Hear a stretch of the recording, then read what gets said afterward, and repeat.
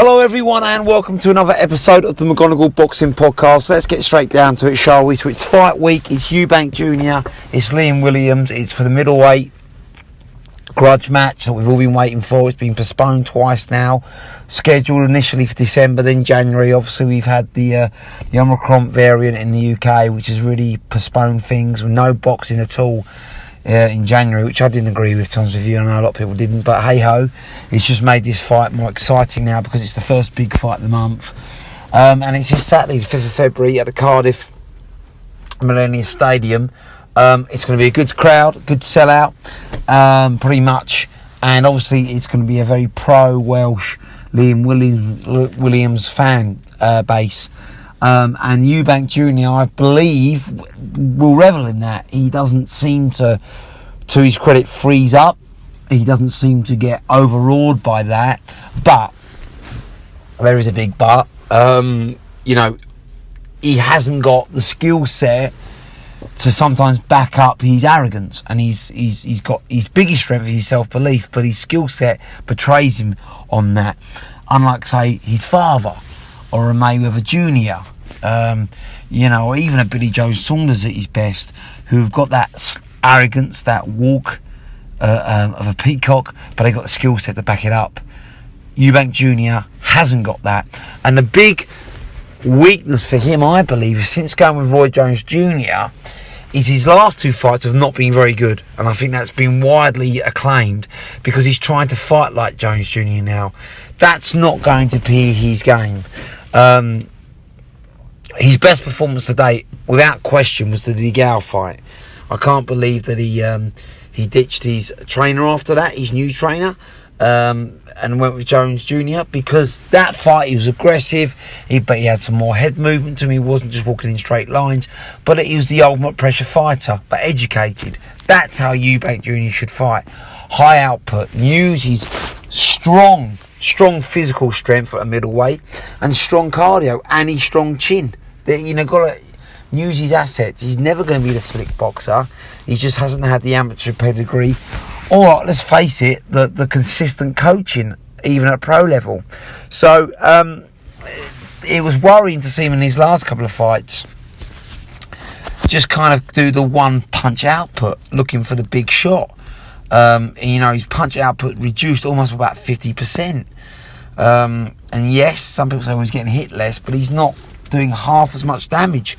And of course you're going to get hit less if you're not, taking it to your opponent.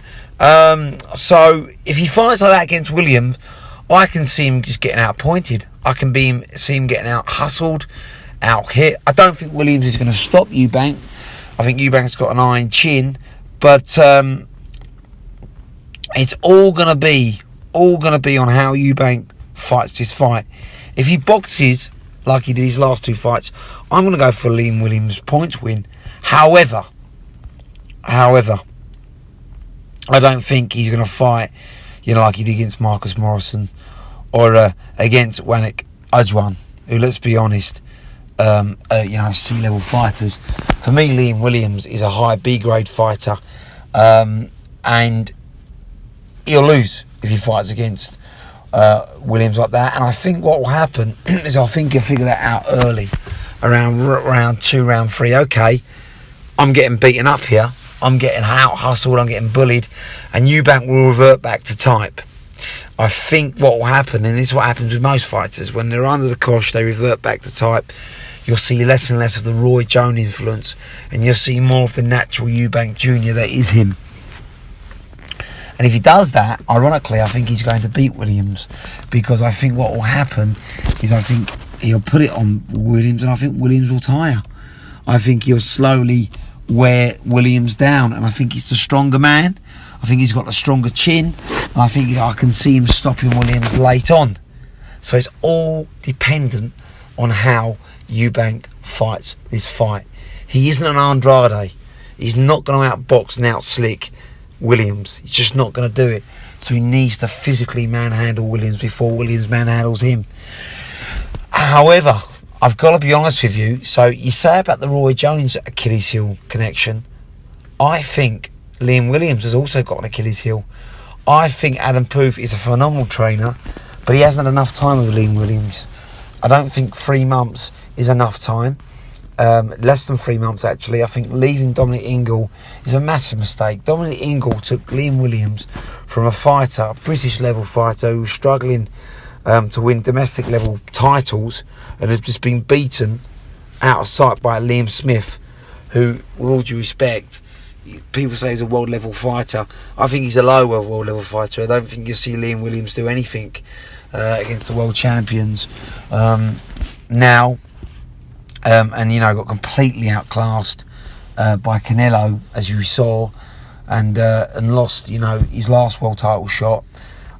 So this is kind of level Liam Williams was, and he turned him into an absolute beast who'd stopped Andrade Fox, who looked much improved, and obviously he gave Andrade probably one of his toughest fights. Was losing, got outboxed early on, but then really put it on Andrade and came close at times to stopping Andrade before Andrade, used his ring savvy and managed to, eke out the last couple of rounds for a points decision in the States. So leaving Dominic Ingle, I cannot understand that at all. He said he didn't like the travelling, he didn't like the fact he was just training and then going straight into a hotel. But I mean, what do you want when you're fighting for a world title? That's what you got to do anyway.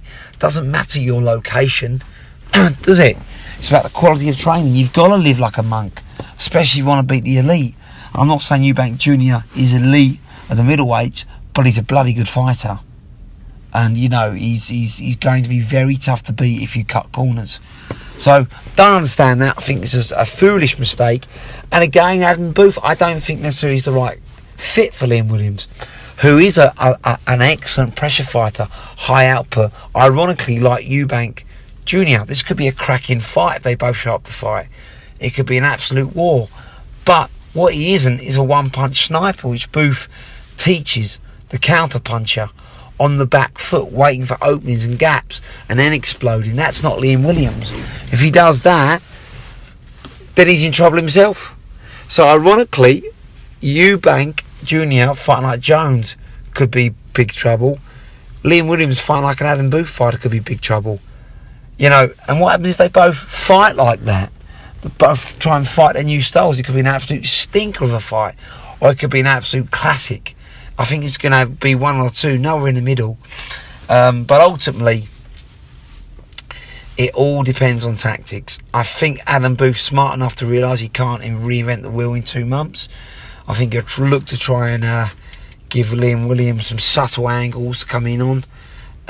Again, a bit more defence because he was getting hit readily by Andrade. And I agree with some people saying that sometimes Williams loves to tear up and he loses his head in the fight. And I think Booth will keep him cool and calm and calculated, which he needs to be.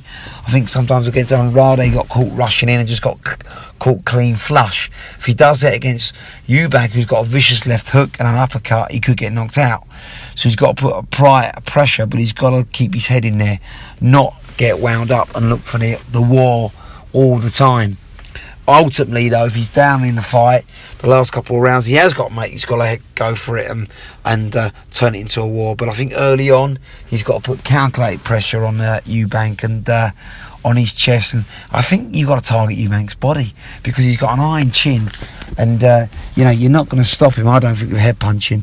So you've got to try and break him down. But ultimately, Eubank should be doing the same to Williams, going to the body, breaking him down, catching him with hooks as he comes in. But ultimately, both need a high output to win this fight. If one slacks off, then the other's in trouble, I believe. And I think Eubank Jr., my gut says, will make the adjustment. I think he'll be losing early on. I think the Welsh crowd will really drive Williams on. But I think, again, I can see Williams, despite Booth's instructions and guidance, losing his head a bit, starting to rush into shots, rush forward in lines, and starting to tire, starting to slowly get beaten up. And I think Eubank will go back to the Eubank that beat the gal, the pressure fighter version of him, rather than the new Roy Jones version over the last 2 fights. And I think he puts it on Williams later on. I think he starts to beat him up physically, and I think he stops Liam Williams on the ropes around the 10 and exhausted. beaten Liam Williams around the 10-11 mark in what will start off, I believe, as quite calculated, but will turn into an absolute war and a brilliant fight to watch. So I think it's going to have a lot of layers, there's a lot of subtleties, and it's who gets their tactics right, who imposes themselves. Liam Williams can win this fight, especially if Eubank gets his tactics wrong, but I just think there's been too much change. I think there's been too much unrest in Williams, and I think Eubank can adapt more than Williams. That's the big thing, and I think Eubank won't lose his head as much, especially in that cauldron of the Millennium Stadium, and I think Eubank does it late on. Let me know what you guys think, though. It's a real great fight, this, and I can see why people are saying it's 50-50. It is. But had this been before Andrade, I would have picked Williams, no doubt. But you have to wonder, losing that fight, nearly getting stopped early on, change of trainer, how much confidence is that taking from Williams? And I've got a feeling he's going to be slightly off, 10% less than he was. And I think that's going to be enough for Eubank, who never suffers from lack of confidence. And I think he beats Williams late on, shattered Williams around the 10-11 mark. I'd like Williams to win. I think it'd be great for Welsh boxing. I just can't see it happening on Saturday.